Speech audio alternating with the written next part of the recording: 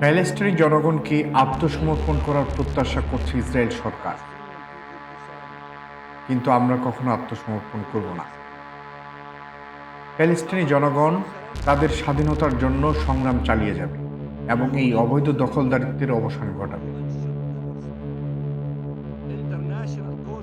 আন্তর্জাতিক সম্প্রদায়ের সামনে একটি স্পষ্ট বার্তা: আত্মসমর্পণ কোনো বিকল্প নয়। জাতিসংঘের উচিত কখনো আত্মসমর্পণ না করা, মানবতার নীতিগুলোকে কখনোই বিশ্বাসঘাতকতার শিকার হতে দেওয়া যাবে না। আমাদের সংগ্রাম ঐতিহাসিক গতিপথ পরিবর্তনের জন্য।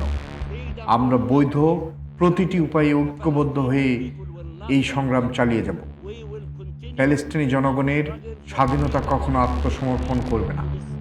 এই অবৈধ দখলের বিরুদ্ধে লড়াই আমাদের লক্ষ্য। স্বাধীনতা আত্মসমর্পণ করবে না, এই দৃঢ় বিশ্বাস নিয়ে আমাদের ভবিষ্যৎ গড়ে তুলতে হবে।